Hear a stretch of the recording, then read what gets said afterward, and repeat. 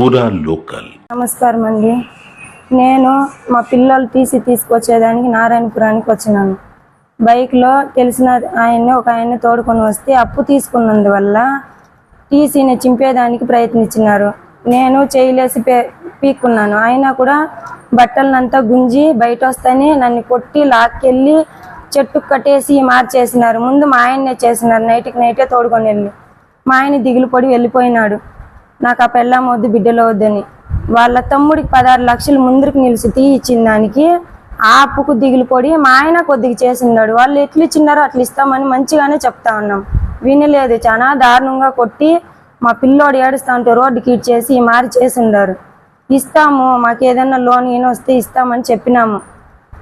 చేసిండారు. చీరని అంతా ఇప్పి కొట్టి తాడు తీసుకొచ్చి కట్టేసి మూతిని అంతా గిల్లి గొంతు పిసికి చంపేస్తామని బెదిరించినారు. చెప్పితే కూడా వినలేదు.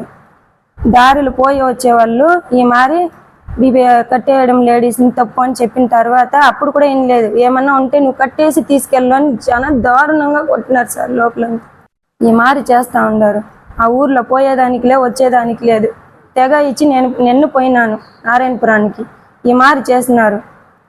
నేను వస్తే ఇట్లా చేస్తారని ముందునే చెప్తుంది. అయినా వినలేదు. తల్లిగా వచ్చి సంతకం పెట్టి టీసీ తీసుకొని పోవాల, పిల్లల భవిష్యత్తు ఇది అని చెప్పినారు. నేను నిన్న 1 గంట 10 నిమిషాలకు వెళ్ళినాను. ఆ 1 గంట 10 నిమిషాలకు జరిగింది. నేను పోయేటప్పుడే ఇంటి దగ్గర రోడ్డు పక్కన కాసు కూర్చున్నారు. టీసీ తీసుకొని బయట వచ్చేటప్పటికి చేసినారు. మునికేనప్ప, రాజా, వెంకటమ్మ, జగదీశ్వరి. పింఛన్ డబ్బులు కూడా మా పాపకి ఇచ్చేదాన్ని అప్పులు ఇచ్చిన వాళ్ళు పాప చేతిలోనికి పేర్కొని ఉండారు. 3 నెలలుగా పింఛన్ అయితే ఇయ్యలేదు. ఆ పాప ఇచ్చేదానికి మా అమ్మది అప్పు చేసింది ఇస్తానని వస్తే కూడా బెదిరించినారు మా పాపని. నాకు 3 పిల్లోళ్ళు, హ్యాండిక్యాప్, ఒక పాప, 2 ఆడపిల్లోళ్ళు, 1 కొడుకు. మా కొడుకుని తీసుకెళ్ళినాను. వాడిని ఈడ్చి రోడ్డుకి వేసేసి మా అమ్మను కట్టొద్దంటే కూడా తాడేసి లాగి కట్టినారు. తీసుకుని దాన్ని ఇస్తామని ఏమను మంచిగానే చెప్తా ఉన్నాను. అయినా వినలేదు. నా మెడలో ఉండే బొట్టునే కూడా నా మొగుడు బాగుంటే చాలు. ఒకప్పుడు బాగా బతికినోడు. 1,00,000 తీస్తే 1,00,000 వడ్డీ కట్టిండాడు. ఊరికి వచ్చేదానికిలే పోయేదానికిలే. మాకేదో కాలనీ ఇల్లు వచ్చింది. ఆ కాలనీ ఇల్లు కట్టుకుంటే దాన్ని అమ్మేసేయి అంటూ ఉన్నారు. మా అమ్మ వాళ్ళు కొంచెం హెల్ప్ చేసినారు. ఇల్లు లేక వాకిలు లేక ఏదో చిన్న ఇల్లు మా మొగుడి ఇల్లు. మేమేదో కష్టపడి మా పింఛన్ డబ్బులు మా పాపకు వచ్చింది ఇంతో కొద్దిగా కూడిపెట్టి మా నగ నట్రా ఉంటే పెళ్లికేసింది. ఇల్లు కట్టుకొని ఉన్నాం. ఊరికైనా అప్పు చేసి ఇల్లు కట్టుకొని ఉండారని సతాయిస్తారు మమ్మల్ని.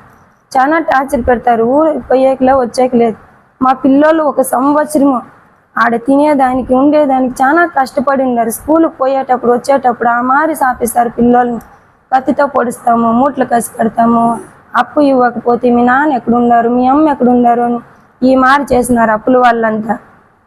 ఇంటికి వచ్చి నైట్లో తలుపులు తట్టేవాళ్ళు. మా అమ్మ వాళ్ళ ఇంటికి వెళ్ళి కూలి పని చేసుకొని అప్పు తీర్చుతాము, ఇచ్చిన వాళ్ళ డబ్బులు మనం ఇవ్వాలా. వాళ్ళు ఎంత కష్టపడి ఇచ్చిందనో ప్రయత్నిస్తుంది. అయినా కాలేదు.